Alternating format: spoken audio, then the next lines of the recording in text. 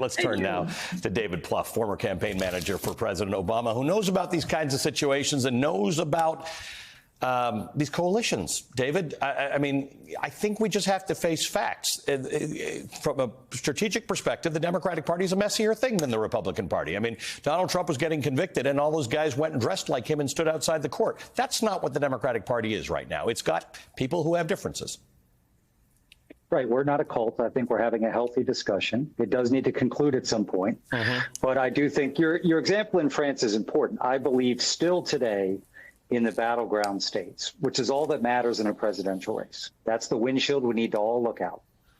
There are enough voters who are part of that anti-Trump coalition. Now, some of those are going to be pro-Biden. Some of those are pro-Democrat.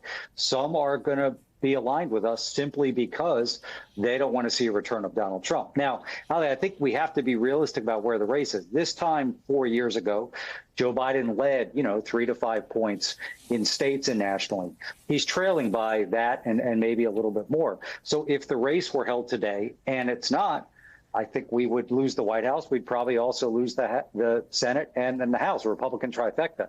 So we've got time to turn that around because, again, I think there's a majority of voters out there who are enough to win. But I'd like to remind everybody we don't have 120 days. That's not a long time, but, ballots start going out 80, 90 days from now in battleground states. So the debate about whether Joe Biden should be our nominee will continue.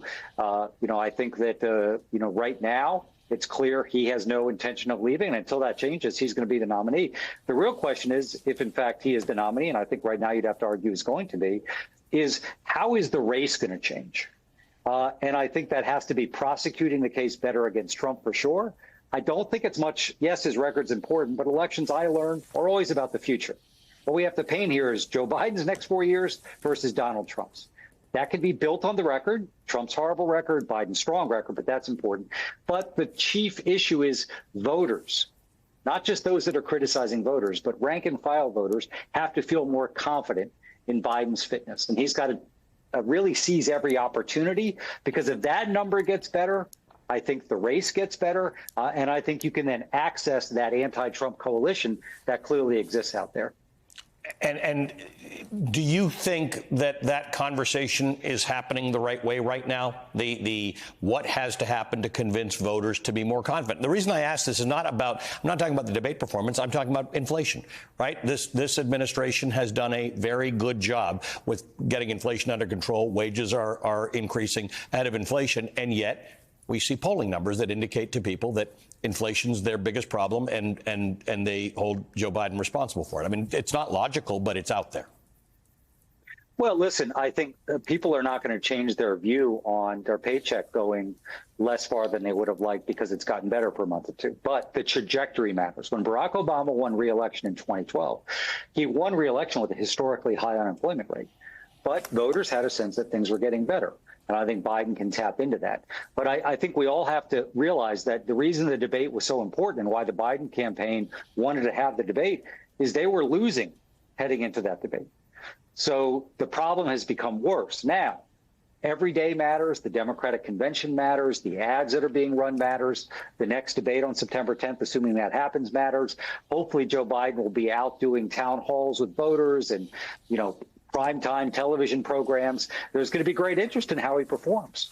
And if he can, I think, perform a little bit better, both in terms of, how he physically and verbally performs, but also prosecuting that case against Trump, because there is no doubt we know that 2025 agenda that Trump is now trying to run away from it. That's a tell.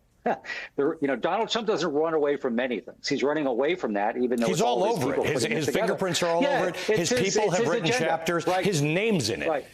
Yes. So you got to prosecute that case and say, this is what you're going to get. And by the way, I'm Joe Biden. I care about average people. This is what I've done to fight inflation. We've got a manufacturing boom all over the country. We're going to continue to invest in health care.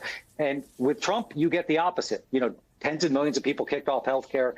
He's going to run away from climate change. Project 2025 in all its awful glory will be the new law of the land. We have a lot of material. And so that's the other thing. Donald Trump is a very weak candidate. He was weak in 16, but won in a black swan event. He lost in 20. He's the reason his party had such a miserable 18 and 22 in part. So this is a guy that can be beat, but he has to be beat. You know, we know that. And that sounds like a silly thing to say, but I think as we all evaluate this question of Biden and then ultimately the question of how we run a campaign going forward, it's not enough to give it a good effort. You have to win the fricking race. And again, I think there's enough voters out there to put this together, but the clock is ticking.